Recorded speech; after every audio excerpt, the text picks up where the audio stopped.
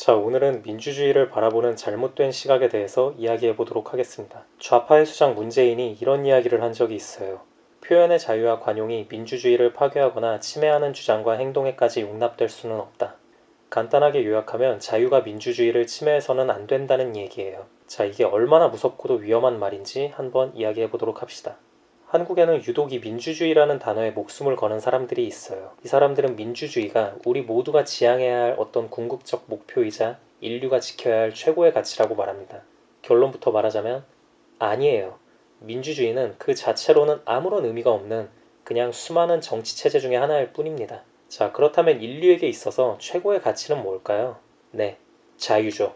그리고 민주주의의 가치는 그 자유를 지키고 보장하는 수단으로서 존재할 때 의미가 있는 겁니다. 현대 정치체제 중에 민주주의가 다른 체제에 비해서 가장 발전된 형태로 받아들여지는 이유는 민주주의가 개인의 자유를 지키는데 가장 효율적인 체제이기 때문에 그래요. 민주주의를 통해 개인의 자유를 지킬 수 있기 때문에 가치를 갖는 것이지, 민주주의라는 그 자체로는 아무런 가치가 없을 뿐더러 민주주의라는 이름으로 개인의 자유를 억압하기 시작하는 순간 민주주의는 인류에게 있어 가치가 아니라 자유의 적이자 또 다른 압제 수단이 될 뿐이에요. 한국에서 가장 가까운 민주주의 나라가 어디일까요? 일본? 아닙니다. 더 가까운 나라가 있어요. 조선민주주의인민공화국이에요. 북한이죠. 얘네들은 민주주의를 너무나도 사랑한 나머지 스스로가 민주주의 체제를 갖췄다는 걸 주변에 알리기 위해서 나라 이름에까지 민주주의를 넣었어요. 북한도 주민들에게 투표권이 있고 중요한 결정은 다 투표로 합니다. 쿠바도 마찬가지예요. 쿠바도 북한처럼 공산당 일당 체제인데 총선도 하고 의회도 있고 민주주의의 틀은 다 갖추고 있습니다. 그러나 그 어느 나라도 쿠바나 북한을 민주주의 국가라고 인정하지 않아요. 정상인이라면 이들을 독재 국가로 보는 게 맞는 것이죠.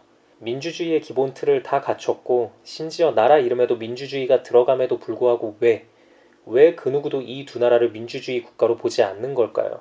네, 그 이유는 자유가 없이는 민주주의라는 것은 아무런 뜻도 없는 단어이기 때문이에요. 오히려 자유에 대한 위협이죠. 반면에 다른 나라들을 봅시다. 일본, 영국, 태국, 스웨덴, 스페인, 북유럽 대부분의 국가들이 입헌군주국이에요. 왕이 있다는 얘기죠. 모나코 같은 나라는 아예 왕이 총리를 임명을 해요. 그리고 사우디, 아랍에미리트, 카타르 같은 나라는 아예 전제군주국으로 분류됩니다. 그런데 이 중 그 어떤 나라에서도 쿠바나 북한보다 개인의 자유가 억압받지는 않아요. 이상하지 않나요? 민주주의가 정말 최고의 가치라면 아직도 왕이 존재하고 민주화가 덜 된 이런 나라들보다 북한이 더 발전된 정치체제를 가졌는데 왜 그런 걸까요? 그렇죠. 자유가 없이는 민주주의라는 껍질을 아무리 씌워봐야 그 정치체제가 민주주의로서 기능을 하지 못합니다. 쿠바에서는 피델 카스트로가 49년 동안 대통령을 했어요. 물론 민주적으로 선거가 계속 치러져 왔어요. 그리고 물러나면서는 동생 라울 카스트로를 단독 후보로 내세웁니다. 그리고 그 후 라울 카스트로가 약 10년 동안 쿠바를 통치해 오고 있어요. 쿠바에서는 민주적 절차에 의해서 카스트로 형제를 국가 수반으로 선출했다고 주장해요. 북한도 똑같이 주장하죠. 그러나 자유가 없는 민주적 절차라는 것은 그저 권력자들에게 정당성을 부여하는 수단이자 쇼일 뿐인 거예요. 문재인 정부가 잘하는 짓이죠. 지들 이익대로 결정해놓고 국민들 뜻을 들먹이는 거. 자, 이 뉴스 기사 보세요. 문재인 집권여당 민주당 의원들 40%씩이나 헌법에서 자유를 빼자고 저런 한심한 주장을 하고 있지 않습니까?